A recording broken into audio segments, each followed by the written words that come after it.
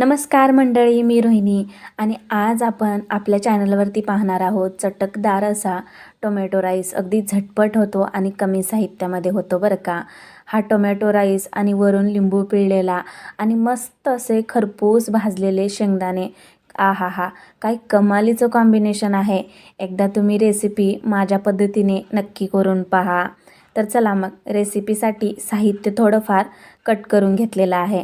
जसे की कांदा चिरून घेतलेला आहे, कोथिंबीर, कढीपत्ता, लिंबाचा रस लागणार आहे त्यामुळं फोडी करून घेतलेला आहे, आलं लसूण पेस्ट आणि मीडियम साईजचे 2 टोमॅटो घेतलेले आहेत.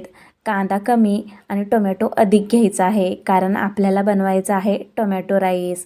आता कढई घेतलेली आहे आणि त्यामध्ये थोडंफार जास्तच तेल टाकून घ्यायचं आहे कारण सर्वात अगोदर आपल्याला भाजून घ्यायचं आहे शेंगदाणे. तर तेल टाकलेलं आहे कढईमध्ये आणि त्यामध्ये शेंगदाणे टाकून घेऊया. शेंगदाणे तेलामध्ये खरपूस होईपर्यंत भाजून घेणार आहोत. जर तुम्हाला शेंगदाण्याऐवजी काजू टाकायचे असतील ना, तर थोडेफार तेलामध्ये फ्राय करून काजूसुद्धा ॲड करू शकता. शेंगदाणे फ्राय झालेले आहेत तर काढून घेऊया आणि कढईमधलं तेलसुद्धा कमी करून घेतलेलं आहे. आता त्याच तेलामध्ये जिरे आणि मोहरीसुद्धा टाकून घेऊया.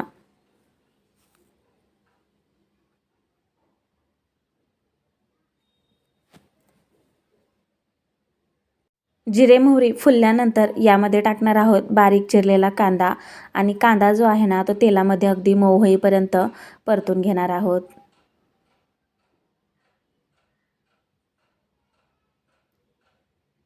यानंतर कांदासुद्धा मऊ झालेला आहे तर यामध्ये टाकूया आलं आणि लसूणची पेस्ट.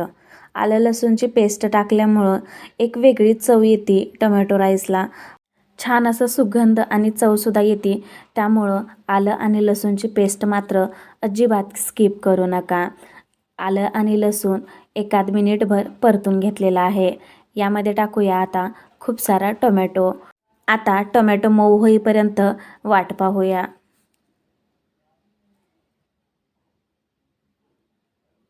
8 ते 10 कढीपत्त्याची पानंसुद्धा टाकून घेतलेली आहे आणि टोमॅटो मात्र अगदी पिकलेलेच निवडा बरं का. कच्चे टोमॅटो अजिबात टोमॅटो राईसला वापरू नका. पिकलेले टोमॅटो लगेचच तेलामध्ये मऊ होतात आणि भन्नाट अशी चव येते राईसला.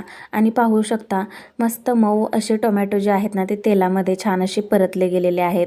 आता यामध्ये थोडेफार मसाले टाकून घेऊया. जसे की हळद पावडर, धने पावडर, गरम मसाला आणि लाल तिखटचा वापर यामध्ये आपण करणार आहोत. हवे असल्यास तुम्ही थोडीफार यामध्ये हिरवी मिरचीसुद्धा टाकू शकता. पण इथे मी लाल तिखट टाकणार आहे, यासाठी आहे ना हिरवी मिरची स्किप केलेली आहे. जर का तुम्हाला आवडत असेल तर तुम्ही ॲड करू शकता.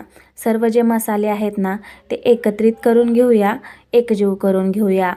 आणि आता यामध्ये टाकूया राईस. हा जो राईस आहे ना उरलेला राईस आहे बरं का. पण जर का तुम्ही फ्रेश बनवून असा टोमॅटो राईस बनवत असाल ना तरीसुद्धा चालतं, काहीच हरकत नाही आहे. पण उरलेल्या राईसपासून पण आहे ना टोमॅटो राईस मस्त असा लागतो. ताज्या टोमॅटोचा आंबट गोड स्वाद, सुगंधी मसाले आणि एकदम मोकळा असा भात, यामुळे हा जो टोमॅटो राईस आहे ना तो प्रत्येकाला आवडेल. राईस टाकल्यानंतर एकत्रित करून घेतलेला आहे, पूर्ण असं मिक्स करून घेतलेलं आहे. यानंतर यामध्ये टाकणार आहोत लिंबाचा रस. तर अगदी लिंबाची अर्धी फोडी घेतलेली आहे आणि त्यामध्ये रस टाकलेला आहे. याने सुद्धा भन्नाट चव येते बरं का ह्या टोमॅटो राईसला. लिंबाचा रस टाकून झाल्यानंतर परत एकदा जो राईस आहे ना तो मिक्स करून घ्यायचा आहे.